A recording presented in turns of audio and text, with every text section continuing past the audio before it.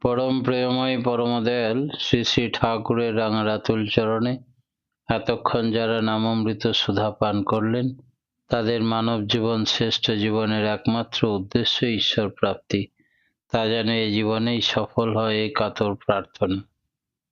শ্রী শ্রী ঠাকুর আমাদের 10,000 ছড়া দিয়েছেন এবং ছড়া দেওয়ার কারণ এবং ভূমিকাগুলো কেন, কোন পরিস্থিতিতে কোন ছড়া দিয়েছেন, খুব কঠিন জটিল সমস্যাকে তিনি সুষ্ঠু সরল সহজ ভাষায় মনে রাখার মতো ছন্দ মিলিয়ে ছড়া দিতেন, যাতে করে ঘরের মায়েরা, অল্প শিক্ষিত ছেলে মেয়েদের প্রত্যেকের মুখে মুখে সেই ছড়াগুলি মুখস্থ থাকে। প্রতি পদক্ষেপে কোনো বেচালে কাজ করতে গেলেই সেই ছড়াগুলি যেন বিবেকের মতো দংশন করে। সেই জন্যে তিনি অত্যন্ত সহজ সরল ভাবে মনে রাখার মতো করে ছড়া দিলেন। ঠাকুরের ছড়ার অন্যতম বিশেষত্ব এই যে অনেক কঠিন তত্ত্ব অত্যন্ত সহজ ভাষা, সাদাসিধে উদাহরণের মাধ্যমে তিনি তুলে ধরেছেন। সাংখ্যযোগ, বেদান্ত, অস্তিক্যবাদ, জন্মান্তরবাদ, কর্মফলবাদ প্রভৃতি কঠিন জটিল বিষয়গুলো নিয়ে বহু আলোচনা এবং গ্রন্থ রচনা হয়েছে। দয়াল ঠাকুর কত সহজ সরল সামান্য কয়েকটি পঙ্ক্তির মধ্য দিয়ে তা প্রকাশ করতে চেয়েছেন, যাতে দেখলেই মন বিস্ময়ে আনন্দে অভিভূত হয়ে আসে। যেমন রোগ ব্যাপারে কেমন করে রোগ সারানো যায় তা বোঝাতে তিনি বললেন, কাম আবেশে স্ত্রী পুরুষে যেমন করে উপভোগ, শ্রেষ্ঠ কাজে বাস্তবতায় তেমনি হলে তবেই যোগ। ঈশ্বরের সঙ্গে যোগযুক্তর আনন্দ কতটা, তিনি অনুশ্রুতির প্রথম খণ্ডে একথা বললেন। মানুষের এই জীবন যেমন চিন্তা ভাবনার সঙ্গে সঙ্গে যুক্ত থেকে শেষ হয়, পরবর্তী জীবন আবার তেমনতর ভাবভূমি ধরেই শুরু হয়। কর্মফল এবং সংস্কার মানুষ বহন করে নিয়ে যায়। পুনর্জন্মবাদের এই বিষয়টি সম্বন্ধে ছড়া দিয়ে সুন্দরভাবে বুঝিয়ে দিলেন। যেমনতর নিষ্ঠাভাবে তিরোহিত হবি তুই, তেমনতরই সত্তা হবে, তেমনতরই পাবি ভুঁই। তাই এই জন্মে যা যা কর্ম যতটা অবধি এগিয়ে নিয়ে গেলাম, পরবর্তী জন্মে সেই কর্মফল সংস্কার নিয়ে আবার নতুন দেহ ধারণ করে সেখান থেকে কর্ম শুরু হলো। যারা মানুষের সেবা যত্ন তো করেই না, বরং কথায় কথায় খোঁচা দিয়ে কথা বলে, এমনতর হীনমন্য অহংকারীদের চরিত্র সম্বন্ধে ঠাকুর বললেন, চর্যা নেই কো চিমটি কাটা, অহংকারে ডালিম ফাটা। ছোট্ট দুটো লাইনে কত সুন্দর ভাব বুঝিয়ে দিলেন। মানুষকে যখন বিশেষভাবে সম্বোধন করে কোনো কথা বলছেন, তখন শ্রী শ্রী ঠাকুর ছড়ার মধ্যে ও, তুই, ওরে বা রে শব্দের প্রয়োগ করেছেন। ওই রকমটা তার ছড়া বলার এক বিশিষ্ট ধরন। আবার যা, যাই, তাই এই দুটি শব্দ দেখা যায় ছড়ার মধ্যে খুব ব্যবহার করেছেন। এর অর্থ যাতে কখনো কখনো যাহাকে তাহাকে এই অর্থ যাই তাই শব্দ প্রযুক্ত হয়েছে। এই জাতীয় নিত্য সম্বন্ধী সর্বনাম অর্থাৎ কো-রিলেটিভ আরো অনেক আছে ছড়ায়, যেমন যাই, তাই, যেমনি, তেমনি, সেমনি ইত্যাদি। বিশ্বমানবের উদ্দেশ্যে প্রদত্ত পরম পুরুষ এই ছড়াগুলির মধ্যে কখনো তুই, কখনো তুমি সম্বোধন পাওয়া যাবে। তার শ্রীমুখ থেকে স্বাভাবিকভাবে যখন যে ভাষা নির্গত হয়েছে তাই ধরে রাখা আছে। সেই জন্য কোনো ছড়ার কর্তা ক্রিয়া হয়তো তুমি বাচক, কিন্তু তার পরের ছড়াতেই তুই বাচক হয়ে দেখা গেছে। আবার কোনো সময়ে একই ছড়ার মধ্যেই তুমি, তুই এই দুইয়েরই ভাব ব্যক্ত হয়েছে। যেমন, তা করো না যাতে তোমার ইষ্টনিষ্ঠা যায় কমে, সেটি হলো জেনে রাখিস, বর্ধনা তোর যাবে দমে। তাই এখনই তুই এখনই তুমি সম্বন্ধ করেছেন। আবার বলছেন, জ্ঞান আনয়নে চলবি যত, দেখে করে সমীচীন, বৃদ্ধি পাবে জীবন তোমার, তেমনি পাওয়াই হবে না হীন। এরকম বাচনভঙ্গি অনুশ্রুতির কয়েক খণ্ডের মধ্যে খুব বেশি না হলেও বেশ কিছু আছে, যাতে করে তিনি ছড়ার ক্ষেত্রে এরকম ব্যবহার করেছেন। ছোট ছোট অনেক ঘটনার মধ্যে দিয়ে যে সবসময় ছড়ার আবির্ভাব হয়েছে, সেই ঘটনাগুলি কম চমৎকার নয় এবং চিত্তাকর্ষক নয়। যেমন আশ্রমে জনৈক কর্মী খর্বাকৃতি, খুব বেঁটে, তা নিয়ে তার মনে একটু ক্ষোভ ছিল।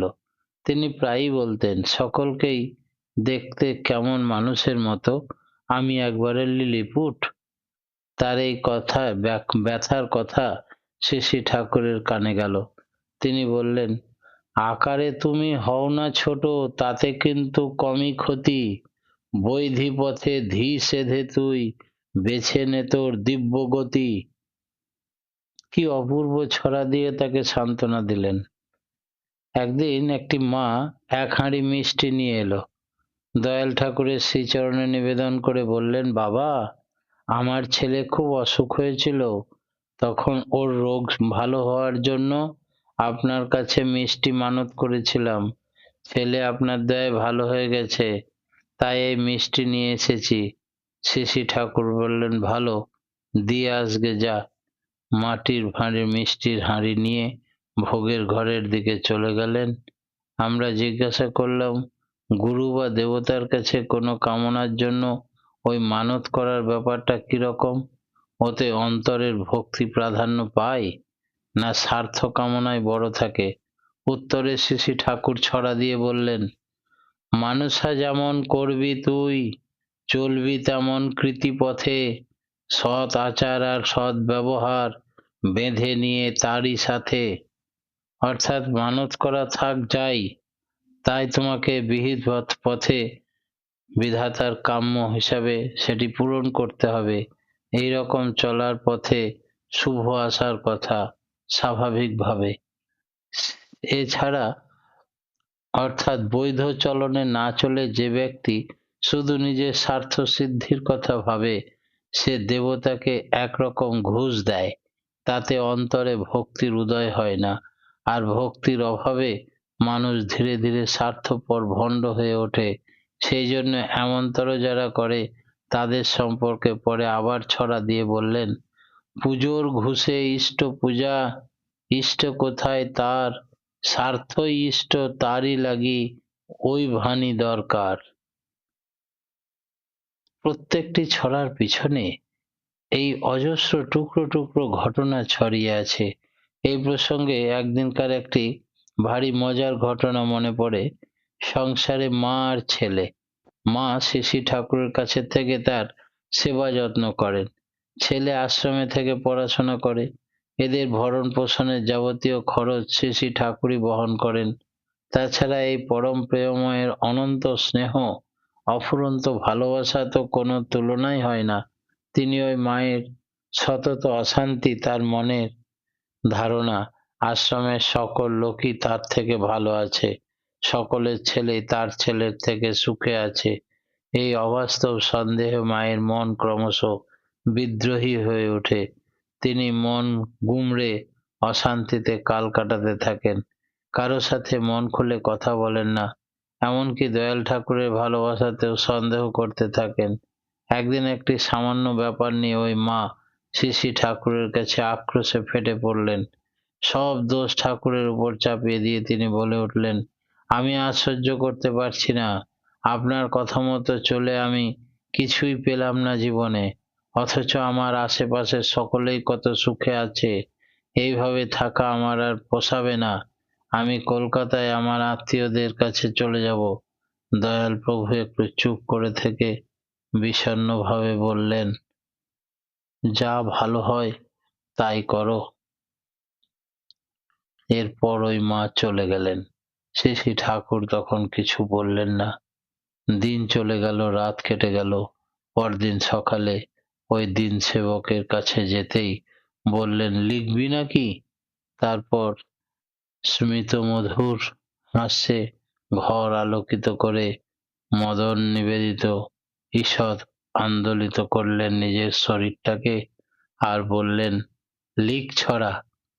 মানুষ যখন ইষ্ট বলে তোমার মতে থাকবো না আর তোমার মতে চলবো না, বিধি বলেন মুচকি হেসে চলতি আমি রইব নাকো, তোমার কাছে থাকবো না। তাই বিধি তার কাছ থেকে চলে যায়, তুমি যখন বিধির বাইরে চলে যেতে চাও।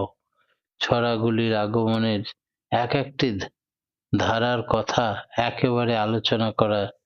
সংস্কৃত ভাষায় অনেক সুপ্রচলিত প্রথা আছে, ভক্তি, লোকচরিত্র, ব্যবহার ইত্যাদি নানা বিষয়ে অনেক শ্লোক শিক্ষিত সমাজে প্রবাদ বাক্যের মতো মুখে মুখে প্রচলিত আছে। বিভিন্ন সময় ওই শ্লোকগুলি শ্রী শ্রী ঠাকুরের সম্মুখে উপস্থিত করা হয়েছে, তার উপর দাঁড়িয়ে অনেক ছড়া দিয়েছেন তিনি। এই ছড়াগুলি সংস্কৃত শ্লোকগুলির হুবহু বঙ্গানুবাদ কিন্তু নয়, বরং বলা যায় এ সবই পূর্বতনের তাৎপর্যের বিশ্লেষণী বর্তমান বিবর্তিত রূপ। সংস্কৃতের সাথে শ্রী শ্রী ঠাকুর প্রদত্ত ছড়াগুলি মিলিত পড়লেই তার সত্যতা উপলব্ধি করা যাবে।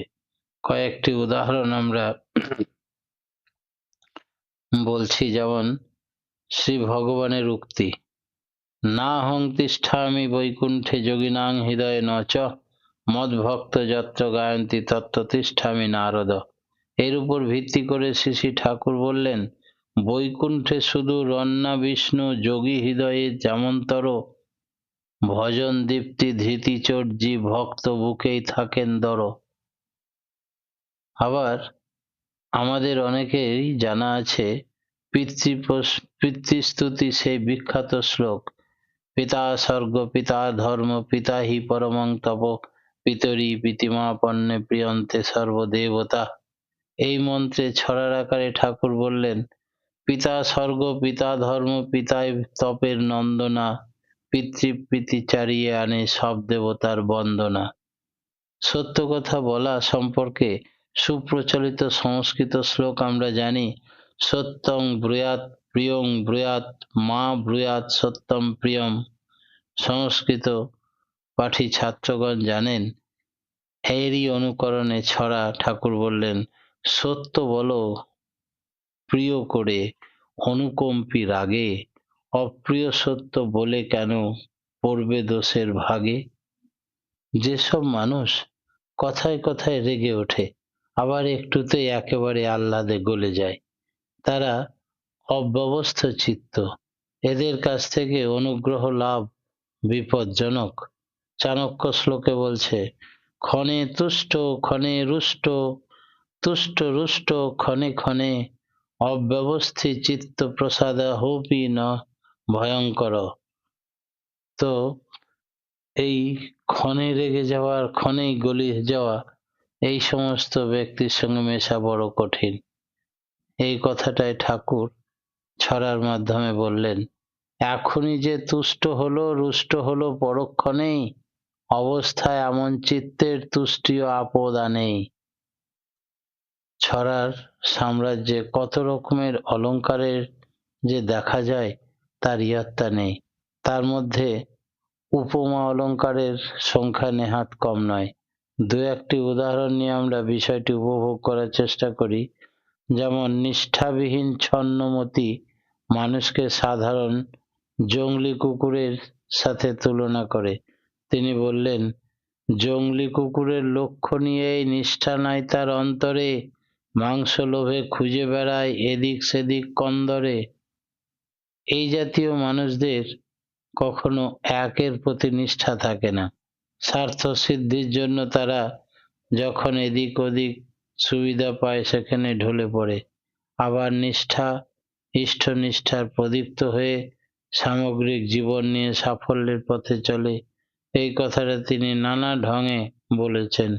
একদিন এক শরৎকালের পূর্ণিমা রাতে পূব আকাশে ভরা চাঁদ, তার দিকে তাকিয়ে ঠাকুর বললেন, ঢল ঢলে ওই চাঁদটি কেমন উঠল ফুটে ওই গগনে, ইষ্টনিষ্ঠা ভরা বুকে ওঠনা থেকে ওই মগনে।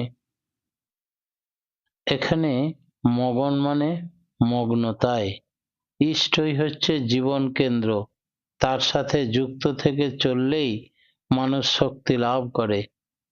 নিরন্তরভাবে ওই যুক্ত থাকাটাই নিষ্ঠা।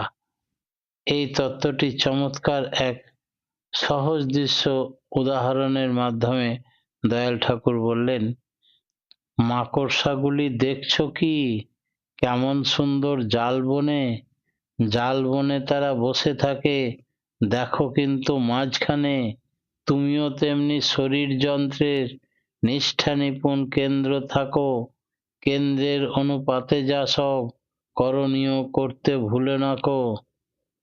একবার জনৈক দাদা এসে প্রভুর কাছে তার সংসারের নানা রকম অসুবিধার কথা নিবেদন করলেন। বলছিলেন সংসারে তিনি একমাত্র ঠাকুর নিয়ে চলতে চান, আর সকলেই উলটপালট রকমে চলে।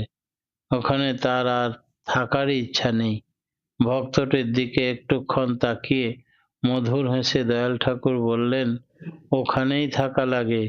সব রকম ডামাডোলের মধ্য দিয়ে যদি তুমি নিজের নিষ্ঠা বজায় রাখতে চলতে পারো ঠিক মতো, তবেই তো পেকে উঠবে।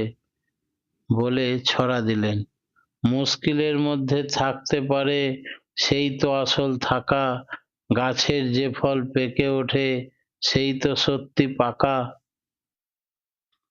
পরিস্থিতি অনুযায়ী তিনি প্রত্যেকটা ছড়া দিতেন।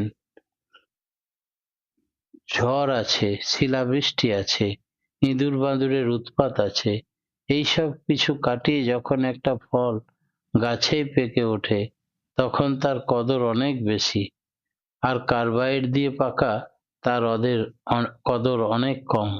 এইরকম অজস্র বিরুদ্ধ পরিস্থিতির মধ্যে থেকেও যে মানুষ ইষ্টনিষ্ঠা সাবুত বা দৃঢ় হয়ে চলতে পারে, সেই উদ্দেশ্যে সত্যিকারের নির্ভরযোগ্য সাচ্চা মানুষ শ্রী শ্রী ঠাকুর এই কথাই বলতে চেয়েছেন। শ্রী শ্রী ঠাকুরের ভক্তির মধ্যে কোথাও একটি ত্রুটি বা ফাঁক থাকতো না। জীবন চালনায় যাবতীয় দিক যথা জ্ঞান, বিজ্ঞান, দর্শন, ইতিহাস, সাহিত্য, গণিত, জ্যোতিষ, শিল্পকলা, অভিনয়, যজন, ভজন, সাধন, গার্হস্থ্য, ধর্ম, সমাজ জীবন, রাষ্ট্রজীবন, বিভিন্ন বিষয় নিয়ে অবতীর্ণ করেছেন এই বাণী দিয়ে। উক্ত বিষয়সমূহ ভিত্তি করে তিনি নতুন কোনো তথ্য আবিষ্কার করেছেন তা নয়, বরং বলা যায় চিরশাশ্বত চিরবন্দিত অস্তিত্ববাদকেই তিনি বাস্তব ভিত্তিক এবং যুগোপযোগী করে প্রকাশ করেছেন। প্রত্যেকটি ছড়ায় বিজ্ঞান ও শাস্ত্রের দ্বারা অভিবাদিত, সুসমর্থিত, তবুও যেন কত ভয়, কত সংশয়, তার উক্তিগুলি নির্ভুল যথাযথ হলো কিনা তা সবার কাছে জানার জন্য তার ব্যাকুলতা। ছড়া দেখার পর উপস্থিত ভক্তবৃন্দকে বারবার জিজ্ঞেস করছেন, ঠিক হলো তো, কথা ঠিক আছে? কাউকে হয়তো বললেন ভালো করে দেখে দিস। ভক্তগণ তাদের সীমায়িত জ্ঞান নিয়ে বিভিন্ন দিক নিয়ে যথাসাধ্য বিচার করে দেখছেন এই অনন্ত পুরুষের বদন কমল নিঃসৃত বাক্য বিনয়কে ঠিক আছে বললে তবেই নিশ্চিত হয়েছেন তিনি। বাইরে থেকে পরম পুরুষের এই আচরণ দেখে হঠাৎ মনে হতে পারে, তবে সত্যি কি তিনি লেখা সম্বন্ধে সন্দিগ্ধ? যিনি মূর্ত বেদ জানা অজানার পারে, তিনি আবার সৎ অসৎ অতীত ব্রহ্মজ্ঞ সর্বজ্ঞ সবকিছু ধারণার সত্তায় যিনি ব্যক্ত ইষ্ট, তাঁর কেন এমন আচরণ? তিনি কেন সাধারণ মানুষকে বলতেন সব ঠিক আছে তো, একটু দেখে দাও? যতক্ষণ সে বলতে হ্যাঁ ঠিক আছে, খুব খুশি হতেন ঠাকুর। তিনি বলেন যে কোনো লেখায় চার রকমের মানুষকে শোনাতে হয়। এক হচ্ছে লেখকের প্রতি অনুরাগী, দুই হচ্ছে কূটতার্কিক, আর 3 নম্বর হচ্ছে যথার্থ জ্ঞানী বা পণ্ডিত ব্যক্তি, 4 নম্বর হচ্ছে সাধারণ অজ্ঞজন। এই 4 রকম লোকের কাছ থেকে অনুমোদিত হলে, সমর্থিত হলে সেই রচনা বেরিয়ে আসে সঠিক, তার ভিত শক্ত হলো, বিষয়টি নিখুঁত হলো, মনোরম এবং লোকপ্রিয় হলো। এই কারণে শ্রী শ্রী ঠাকুর অজ্ঞ, প্রাজ্ঞ, বেকুব ও বুদ্ধিমান সব রকম মানুষকেই ছড়া শোনাতে বলেছেন এবং তাদের মতামতকে গুরুত্ব দিতে বলেছেন। আমরা ভাবতে পারি, তার এই গ্রাহ্য করার দরকার কি? তিনি লক্ষ লক্ষ মানুষের প্রাণের দেবতা, জীবনের নির্ভুল পথপ্রদর্শক। তিনি যা বলে দেবেন সেটাই তো মানুষের কাছে চূড়ান্ত বলে গৃহীত হবে। কে কি বলল না বলল তাকে প্রাধান্য দেওয়ার দরকার নেই। কিন্তু তা নয়। সর্ববিধ ক্ষমতার অধীশ্বর যিনি, তিনি কখনোই তার সৃষ্ট বিধানকে উল্লঙ্ঘন করেননি। এই 4 ধরনের মানুষকে লেখা শোনাবার নির্দেশ তিনি দেন এবং স্বয়ং নিজেও করতেন। এই নিজের জীবনে তিনি যে নীতি অকুণ্ঠভাবে পালন করেছেন, শ্রী শ্রী ঠাকুর এমন কোনো কথা নেই যা তিনি অপরকে পালন করতে আদেশ করেছেন অথচ নিজে পালন করেননি। মনে রাখতে হবে, জগতে কোনো কর্মই নেই। গীতার 3য় অধ্যায়ে ভগবান শ্রীকৃষ্ণও তাই বলছেন।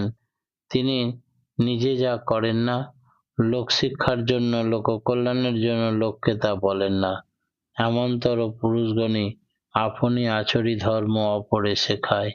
নরকুলে তারা শ্রেষ্ঠ, তাদের চলা বলা করাকে মানুষ অনুসরণ করে, সেই জন্যে তাদের কথা সহজ সরল, সবসময় যুক্তিপূর্ণ এবং সামঞ্জস্যরত। শ্রী শ্রী ঠাকুর এমনতর কৃতি আচরণের আরো কয়েকটি কারণ আমাদের জানা উচিত। তার প্রত্যেকটি বচনই অমৃতময়, জীবনের পক্ষে অপরিহার্য। যেন যখনই তার সান্নিধ্যে কেউ আসে, সেই যেন তার কথাগুলি জানতে পারে, মাথায় নিতে পারে।